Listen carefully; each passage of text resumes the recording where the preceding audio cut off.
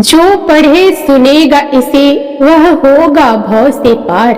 श्री हरि की कृपा से लिख रहा 9वें अध्याय का सार।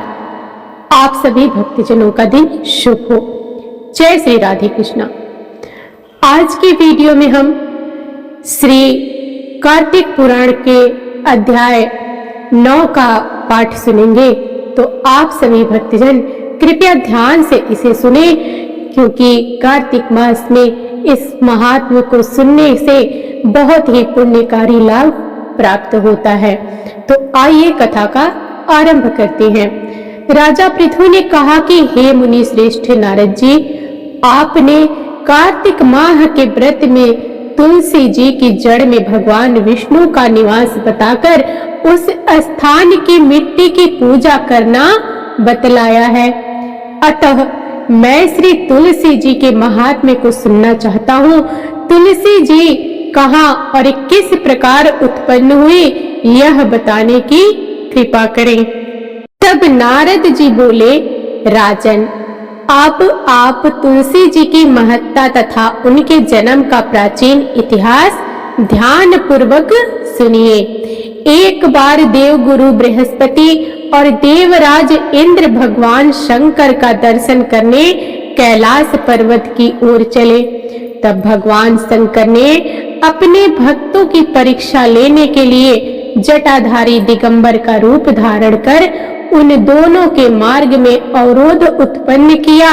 यद्यपि वह तेजस्वी, शांत, लंबी भुजा और चौड़ी छाती वाले गौर वर्ण अपने विशाल नेत्रों से युक्त तथा सिर पर जटा धारण किए वैसे ही बैठे थे, तथापि उन भगवान शंकर को न पहचान कर इंद्र ने उनसे उनका नाम व धाम आदि पूछते हुए कहा कि भगवान शंकर अपने स्थान पर हैं या कहीं गए हुए हैं।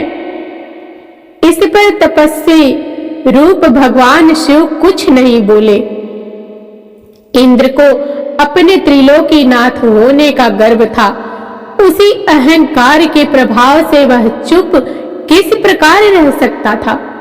उसने क्रोधित होते हुए उस तपस्वी को घूरकर कहा कि अरे, मैंने तुझसे कुछ पूछा है और तू उसका उत्तर भी नहीं देता। मैं अभी तुझ पर वज्र का प्रहार करता हूँ, फिर देखता हूँ कि कौन तुझे इस दुर्गति की रक्षा करता है। इस प्रकार कहकर जैसे ही इंद्र ने उस जटाधारी दिगंबर को मारने के लिए हाथ में वज्र लिया, वैसे ही भगवान शिव ने वज्र सहित इंद्र का हाथ स्तंभित कर दिया और विकराल नेत्र कर उसे देखा। उस समय ऐसा प्रतीत हो रहा था कि दिगंबर प्रज्वलित हो उठा है और वह अपने तेज से जला देगा।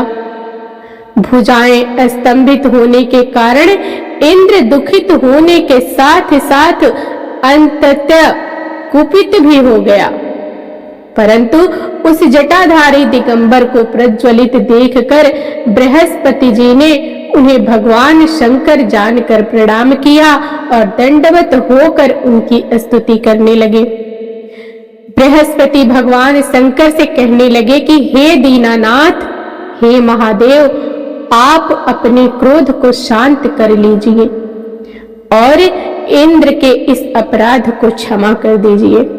बृहस्पति के यह वचन सुनकर भगवान शंकर ने गंभीर वाणी में कहा, मैं अपने नेत्रों से निकले हुए क्रोध को किस प्रकार रोकूं?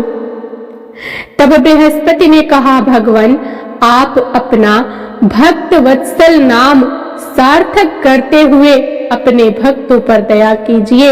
आप अपने इस तेज को अन्यत्र स्थापित कीजिए और इंद्र का उद्धार कीजिए। तब भगवान शंकर गुरु बृहस्पति बोले कि मैं तुम्हारी स्तुति से अत्यंत प्रसन्न हूँ। तुमने इंद्र को जीवन दान दिलवाया है। मुझे विश्वास है कि मेरे नेत्रों की अग्नि अब इंद्र को पीड़ित नहीं करेगी। बृहस्पति से। इस प्रकार कहकर भगवान शिव ने अपने मस्तक से निकले हुए अग्निमय तेज को अपने हाथों में ले लिया और फिर उसे क्षीर सागर में डाल दिया। तत्पश्चात भगवान शंकर अंतर्ध्यान हो गए। इस प्रकार जिसको जो जानने की कामना थी उसे जानकर इंद्र तथा बृहस्पति अपने अपने स्थान को चले गए। तो बोलिए श्री हरि विष्णु की जय, भगवान शंकर की जय। आज का अध्याय यहीं पर समाप्त होता है। आप सबको कथा कैसी लगी कमेंट बॉक्स में जरूर बताइएगा और हमारे चैनल को सब्सक्राइब, वीडियो को लाइक और शेयर करना ना भूलिएगा।